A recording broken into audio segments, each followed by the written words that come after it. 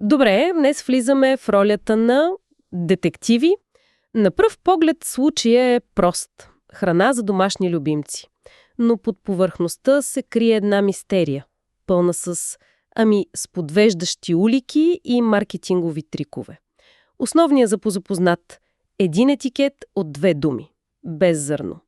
Въпросът е, дали този надпис е ключът към здравето на нашите четириноги приятели или просто един изкусно заложен капан. Разполагаме с един задълбочен анализ по темата и мисията ни днес е, така да се каже, да разбием кода. Харесва ми тази аналогия. И е много точно, между другото. Защото това е класически случай, в който маркетинга и науката водят битка за вниманието на потребителя. Етикетът без зърно се превърна в нещо много силно, в емоционален символ. Символ на нещо чисто перфично. Точно, правилно. Но като във всяко добро разследване, истината рядко е на видно място. Тя обикновенно е заровена в ситния шрифт, в списъка със съставките. Изисква малко повече усилия, за да бъде открита. Днес ще се опитаме да дадем на хората инструментите да бъдат по-добри детективи. Отлично, нека тогава да започнем от основната улика. Какво всъщност означава без зърно, според, да кажем, официалната дефиниция в нашия източник? Трябва да има ясни параметри, нали? Да, и тук нещата са кристално ясни. Поне на теория. Дефиницията е абсолютно категорична. Без зърно означава, че в храната няма ориз, няма ечемик, няма пшеница и няма царевица.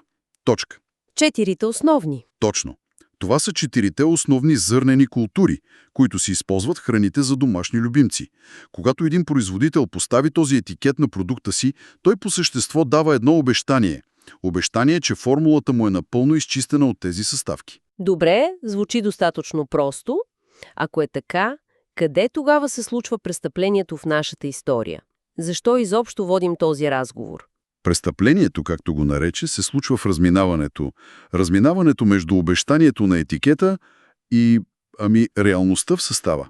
Източникът ни е категоричен, че някои производители използват този термин чисто и просто като маркетингов инструмент, без да се съобразяват с дефиницията. Искаш да кажеш, че на голямата лъскава опаковка пише Grain Free? Да, а когато я обърнеш и се вгледаш в съставките, на второ или трето място откриваш ориз. Или оризово брашно. Сериозно? Да. Текстът нарича това директно заблуда. Чакай малко. Това ми звучи направо като измама. Как е възможно да е законно? Не би ли трябвало да има някакви регулации, които да спрат подобни практики? Това е отличен въпрос, който обаче засяга една по-голяма тема за регулациите в индустрията. Но ако се придържаме към нашия източник, той идентифицира 2 основни причини. Или, ако искаш, 2 мотива, защо това се случва. Добре. Първият е очевиден чист маркетинг. Етикета без зърно звучи по-здравословно, по-премиум. Той се свързва с една много силна идея, която се наложи през последните години. Идеята, че едва ли не храним малък вълк в хола си, нали? Че трябва да му даваме храна близка до естествената диета на дивите му предци. Точно, тази романтична представа. Маркетинга се възползва максимално от нея. Идеята, че зърното е неестествено за хищниците, е много силен емоционален аргумент. Въпреки че домашните кучета са еволюирали хиляди години редом с хората и храносмилателната им система се е адаптирала. Да, да обработва въглехидрати. Далеч по-добре е от тази на вълците. Но това е друга дълга тема. Втория мотив обаче е по-нюансиран и разчита на едно масово объркване. Какво е то? Смесването на понятията без зърно и без глутен. Много хора, може би повечето, ги използват като синоними, без да осъзнават, че това са 2 напълно различни категории. Аха. И производителите знаят това. И тук идва примера с ориза от текста, нали? Той няма глутен, но си е зърнена култура. Точно. Производителят разчита на следния мисловен процес у потребителя.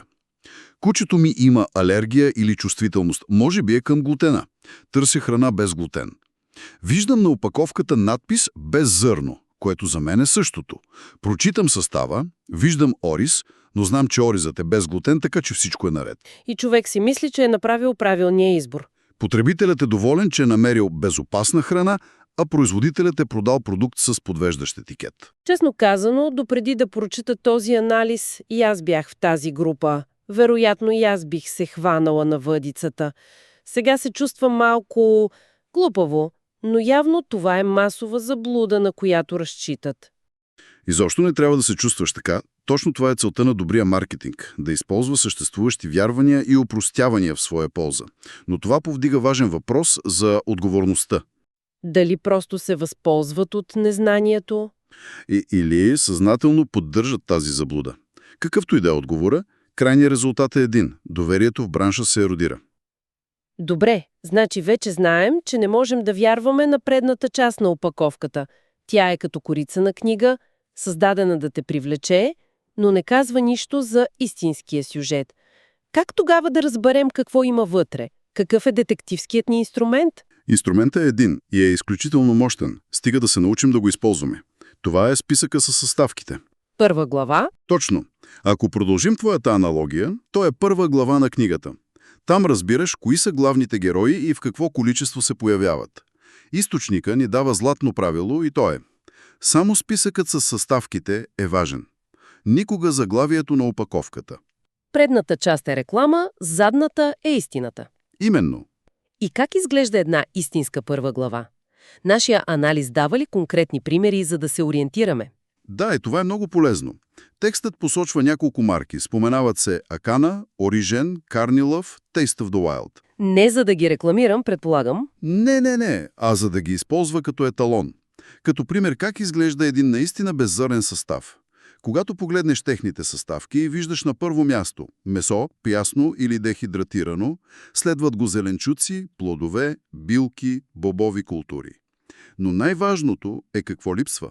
Липсват ориз, пшеница, царевица, ечемик. Няма ги. Просто ги няма. Значи, въоръжени с този еталон, можем да отидем в магазина и да сравняваме. Ако на опаковката пише без зърно, а в състава видим царевичен глутен или оризово брашно, това е червения флаг. Точно така. Това е най-практичният съвет в целия текст. Той дава на потребителя власт. Вече не си пасивен получател на рекламни послания, а активен изследовател, който може да провери фактите. Добре, приемаме, че вече сме експерти в магазина. Игнорираме лъскавия надпис, обръщаме чувала и четем съставките като професионалисти. Намерили сме честна, беззърнена храна, всичко изглежда перфектно.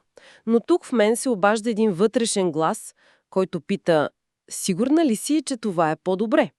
Само защото сме махнали нещо потенциално лошо, означава ли, че сме го заменили с нещо непременно добро? И този твой вътрешен глас задава, може би, най-важния въпрос в целия разговор. Тук нашият анализ прави много важна стъпка напред.